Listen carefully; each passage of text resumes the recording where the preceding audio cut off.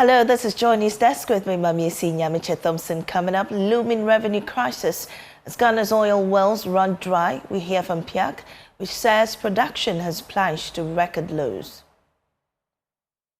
Also coming up, illegal mining has polluted Ghana's rivers and now it's stripping young girls of their dignity. More in our Dear Mahama series. Also coming up, National Science and Math quiz to be officially launched today. These plus some business updates on our desk. Don't go away.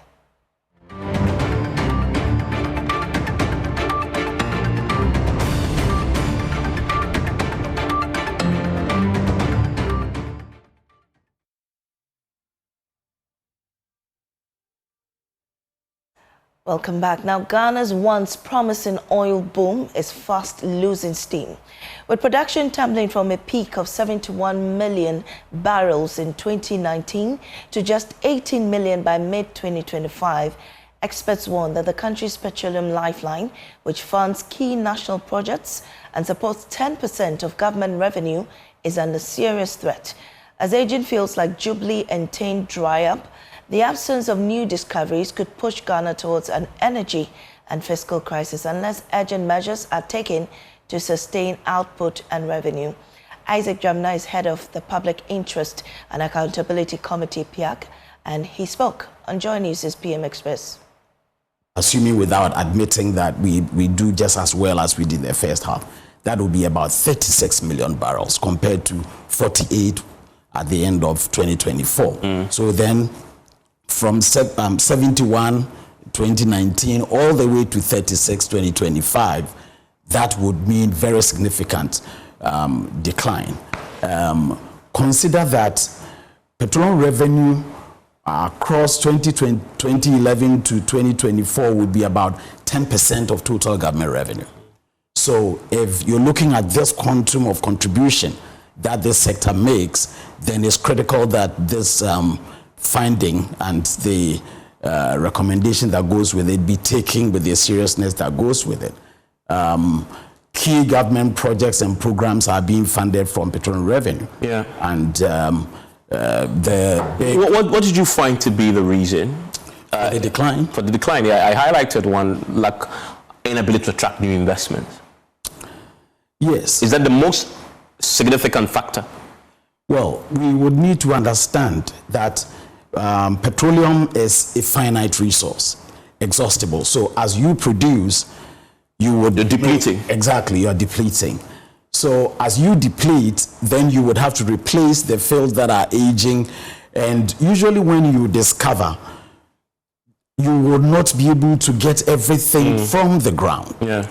So in the best of times and with the usage of the best of technologies and all that you can think of, you're looking at between 35 to 40% of what is actually in the ground up for lifting, and then you get to utilize the revenue.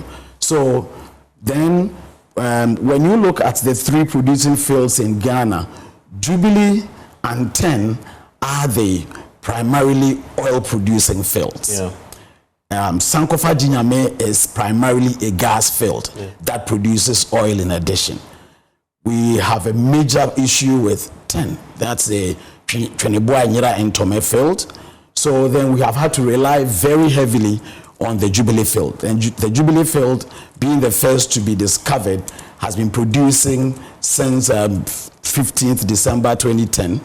And if you take the average of 25 to 30 years of a lifespan of an oil field, and you have done about 14 to 15 years of Jubilee, then reasonably you would say that it has had its best of times, and that reasonably you should be seeing the field beginning to decline.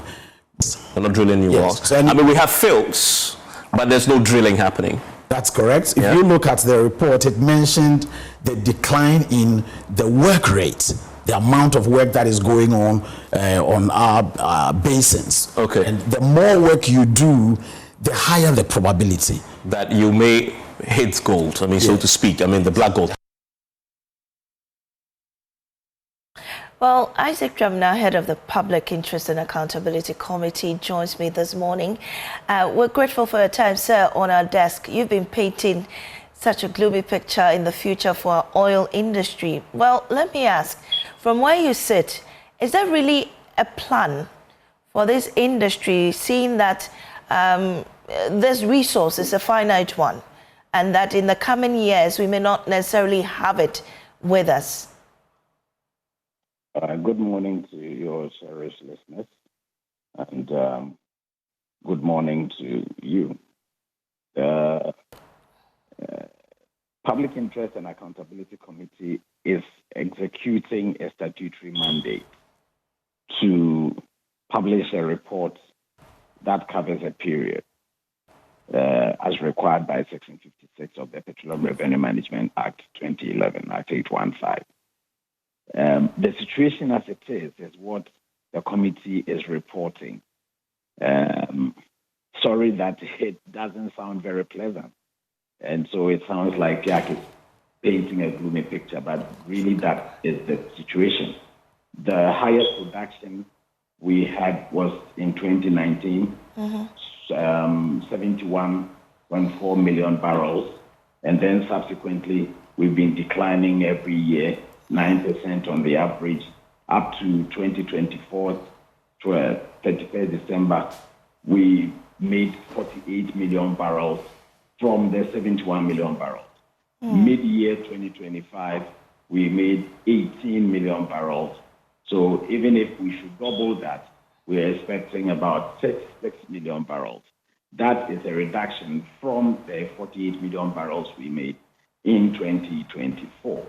So that is the basis of the conclusion that if nothing is done and if the situation should continue as it is, then between 2030 and 2035, Ghana may not be able to produce much. And so the revenues that accrue to the state from upstream petroleum operations may not be forthcoming for various development projects of the government.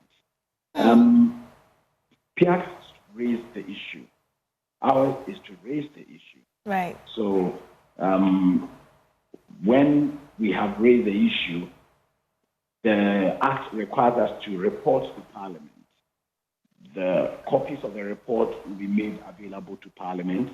Copies will be made available to the President, to the Ministries of Energy, Ministry of Finance, Petroleum Commission, GNPC, and all the other relevant stakeholders.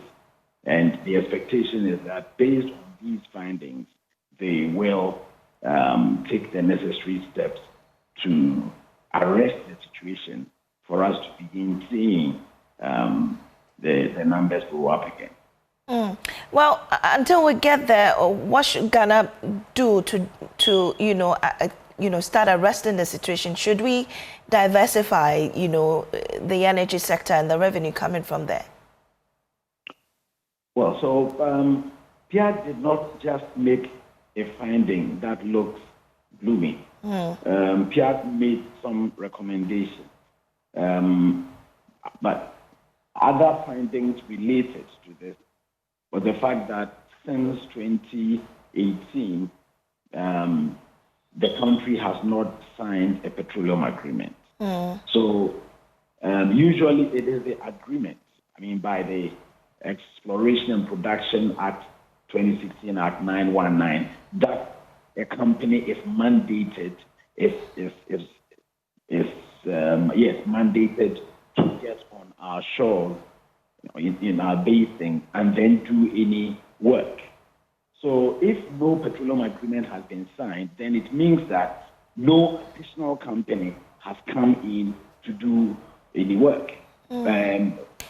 It's instructive to our listeners to know that 4 petroleum agreements were terminated, I think about 3 years ago. Whoa. So now the active petroleum agreements that are work in operation are actually 13, and so there's need for Ghana to attract more investors to basins for activity to grow. Then there are some fields where discoveries have been made. There's need to double up efforts to bring the discoveries that have been made into production, to bring them on stream. I'm referring to, I think very recently, the Afina field that Springfield assessed its commerciality, came with the good news that it's commercially viable. And so then from now till production, the expectation is that efforts will be doubled up to bring that field into production. Then also we have another one, Eba and Akoma. The expectation is that this will also be brought on stream so that we will not only be relying on the 3 producing fields current, Jubilee, 10, and the Sankofa-Gye Nyame field, but we would have additional fields so that the numbers will begin to go up. The cry for investment, do we know why these other companies' agreements were terminated? Usually when the petroleum agreement is signed, there are work obligations that the company is required to meet over a period. And so if you are unable to meet the work obligations and you are unable to explain yourself to the Minister for Energy, then it would lead to a termination of the petroleum agreement. So the information PIAC had from the Petroleum Commission was to the effect that these companies failed to meet their work obligations as contained in the petroleum agreement, which is what led to the termination of the petroleum agreement.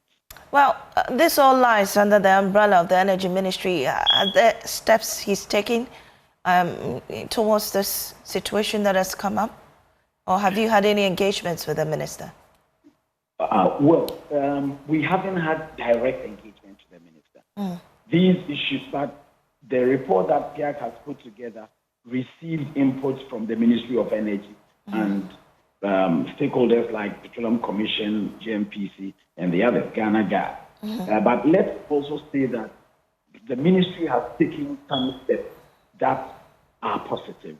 The resolution, the ESI, Springfield, Vitol issue is very positive, and the ministry, and for that matter, the government, is commended.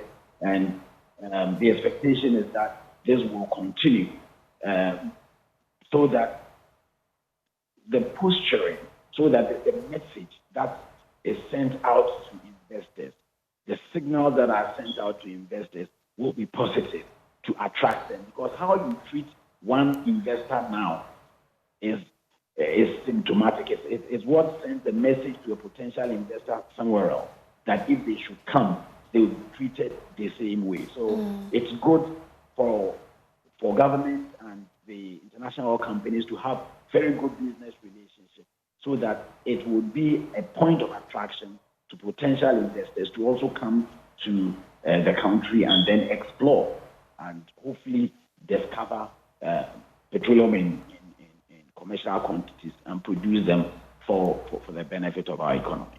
Well, you say that at least the viability is from now to about 2035. Do you think that's enough time for investors to come in, pump so much money, and then make up for the time that is remaining? Well, we can only be optimistic, but we say that looking at the lifespan, the average lifespan of a field, usually a well would last for about 8 years. And I was making reference to the Jubilee field and the fact that we started production on the Jubilee field in December 2010, and it's been producing since.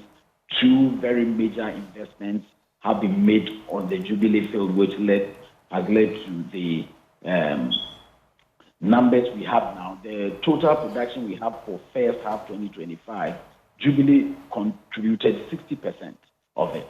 So the performance of the Jubilee field is as a result of the Jubilee Southeast investment and then the Greater Jubilee Field Development Plan.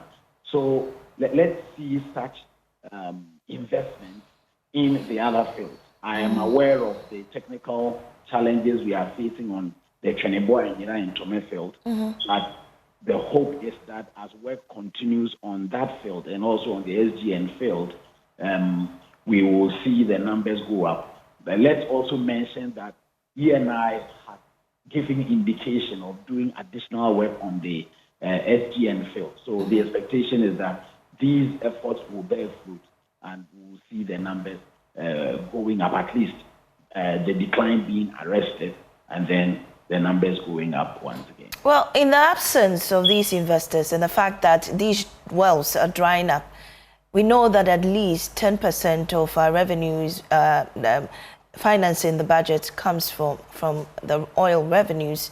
If we should lose that, what then happens? Well, that one will fall outside the mandate of PIAC. So it's difficult for me to make a answer that, right? The assignment of the Minister for Finance. But as a citizen of Ghana, I do not want to see Ghana get to create such a huge issue for the Minister for Finance. Certainly, petroleum revenues have become very relevant to the management of the economy. And all look forward to the revenues going up rather than they coming down so low that we will be deprived of them and the economy would be badly hit. So perish the thought. So let's be hopeful that these efforts that are being made will yield the expected results for us to see the numbers go up again. All right. So grateful for your time, Isaac Dramina. He's a coordinator at PIAC Secretariat, where he's been telling us about the oil industry and the oil wells drying up. Well, jurors at the Wa High Court will decide the fate of 3 persons alleged to have been involved in the murder of the owner of the Royal Cozy Hills Hotel, otherwise known as Japa Dubai. The trial are held before the court for suspected murder. Rafiq Salam is in court and he joins us live with updates. Rafiq, what is happening now? What can you tell us? The court is in session, and I can report to you that the lawyers for the prosecution and also the defendant has been given at least 40 minutes to address the court on why they think that the tree should either be changed or not. And so as we speak now, the prosecution from the Attorney General's department is led by Assistant State Attorney in the person of one Miriam, who is led there by the Principal State Attorney, Lawyer Abdul Sa'id Shapur. So currently, she's now on her feet and she's addressing the court. And then she told the jurors, the 5 jurors, that this is not time for forgiveness, this is not time for family relations, but at least the law is a law. They should look at what really transpired, what they have heard, the evidences that they have heard in court, and then deliver justice. And so it's going to go on after that. The lawyer for the first accused, Clement Eledi, will also be speaking on behalf of Inaka Mahama, who is the prime suspect in this act, and then also the lawyer Luongo Bagolui, who is also the lawyer for the second and then third accuser. So the second accused in this case is Belinda Miller, who was a front desk officer, and then also Kuku Kombata, the third accused, who was a security man when the car went up. And so this is what is transpiring that at the court. And then also I can also report that the court is really full to the raptor. It's a case of interest, and a lot of people have crammed into the court to listen to what is really ongoing. Well, Rafiq, what are the charges that have been preferred against them? The charge is a charge of murder for the prime suspect, Ilata Mahama, and then also the other 2, the second accused, and then the third accused, the person of Belinda Miller, and then also Kuku Kombata, abetting in murder. Right. Thank you, Rafiq. We'll definitely get updates when the court dismisses this later today. Now, imagine being a teenage girl forced to choose between using filthy, dark, foul-smelling pond water during your period or skipping school entirely. That's the grim reality for girls at Kweshitri Krum, a basic school in the Agona East district of the Central Region. In our latest Dear Mahama hashtag Stop Galamsey, we tell you how illegal mining is robbing girls of their dignity and health.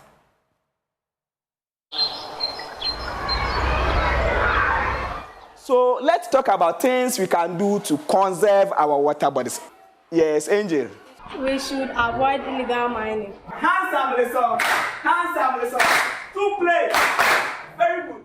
In this classroom at Kwesi Chukrom Junior High School, lessons on clean water and hygiene are in full swing. When you destroy our water bodies, now we know that we don't have even access to water. All our water bodies are being destroyed.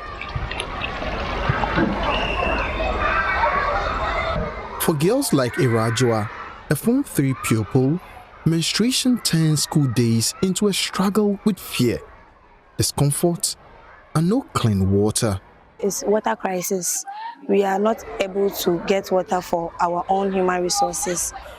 And fetching from the Ofa is a bit challenging, especially using to cook, washing, and bathing. And like I am a girl, and using this water when I'm menstruating is a bit difficult for me. But I have to adapt to it because of the crisis here.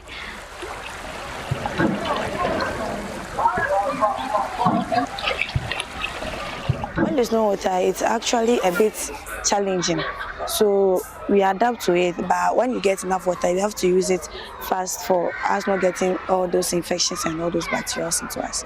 At times, I can't use water because of how the water is, because the water has to be boiled and all those stuffs.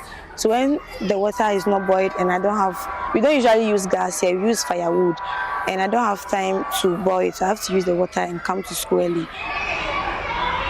Ghana has made strides in girl child education. Enrollment has risen. More girls are staying in school, and conversations around menstrual hygiene have grown louder. But here in Kwesi Chukrom, a water crisis fueled by illegal mining threatens to erode those gains. For months now, taps have run dry following shutdown of the Kwenyako headworks, unable to treat raw water from the heavily polluted Ayensu River. The absence of clean water strips young girls of their dignity and privacy. Inside the classroom, menstruation is silent, but its weight is heavy. Our menstrual cycle health only perform because of insulin and I eat mining.